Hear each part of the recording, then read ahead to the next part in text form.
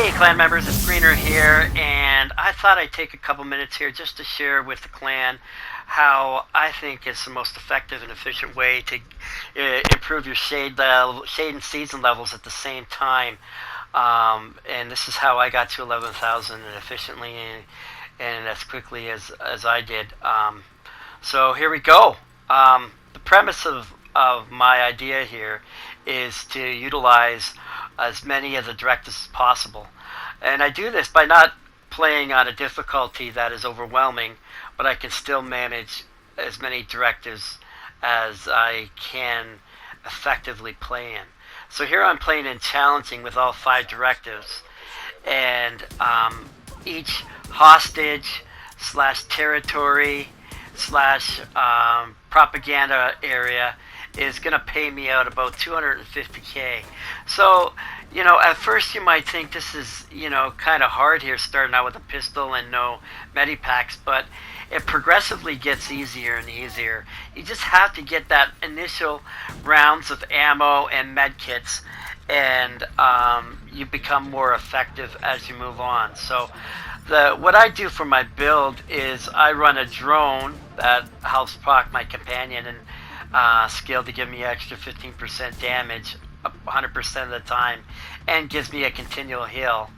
And then I also opted in for a spotter on my chest piece, which unfortunately you have to give up Unbreakable, but with all the different directives on, I think it's an effective way to manage things. With the spotter on my build, it effectively nullifies the Fog of War directive and allows me to see all of the enemies on the map in an effective and reasonable way, so nobody's sneaking up on me. And then the other thing that I make sure that I have in my inventory is a rifle with perfect lucky shot. Then the first thing I do when I get in an engagement to start with all these directives on is look for a red bar or a purple guy that I can shoot down easy with my pistol, and then he'll drop some ammo for us right away. And then I get that into my rifle, and I can utilize the skills of Lucky Shot when I'm in cover, and basically have as much ammo as needed, making the Pistolero directive, for all intents and purposes, nullified. Once you have your a good inventory of bullets available to you, it just becomes much easier, and you can just manage through this. The only other issue would be is just coming up with a few medipacks to help you out in those hairy moments, because you don't have your Unbreakable available to you. So having a decent supply of medipacks is also important, and then that allows you to play more aggressive.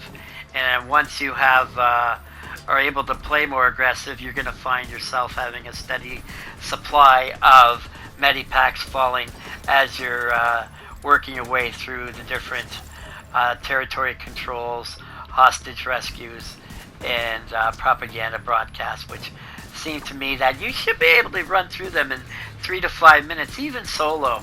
If you got more than one person running with you, there's going to be a few more ads, but I think if those players are effective, you can even run it quicker and more efficiently by working together and managing your build to have synergies between the two of you.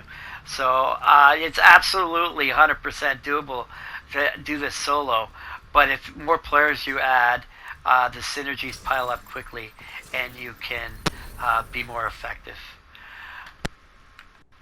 Now this technique is effective all across the map, and you can definitely use the target loot system and use that to help manage the drops that you're looking for.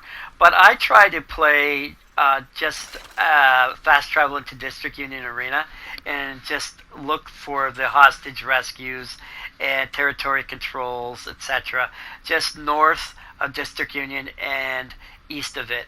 They line up really nicely, and the bounty that drops for the hostage rescue falls in place for those areas in a smooth way, I find, and you can effectively get 2 or 3 areas done, and then a bounty, usually within 15 to 20 minutes. And that's going to level you up 2 to 3 spots, depending on how many other NPC points you get while taking down the enemies beyond the rewards you get for taking down the control area that you're dedicated yourself to. One other important consideration when playing with all the 5 directives is considering the skills that you have in your build. It's important to have skills that don't take too long on cooldown. If you are running a hive, a reviver hive that is notoriously have a long cooldown, and you use a skill that before it, like a drone or a turret, then it's going to have to go through its whole cooldown process of 200 plus seconds or whatever it is before you're able to use it. So what I have found the good mix for me has been, like I mentioned earlier, the drone and the pulse. But there's plenty of other options available that have quick cooldowns. But it's important to take note of that. I definitely wouldn't use the Reviver Hive in this, although it might seem effective to get you up. It's just the cooldown timer doesn't effectively work with the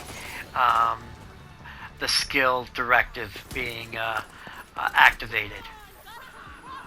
Well, I'm sure many of you were well aware of this technique, but maybe a few of you were not, and if that's the case, I'm hopeful that you maybe got a little benefit from this video. If you have any questions about this, or maybe if you want to run this with me and see the route I like to take, I'd be happy to run it with you.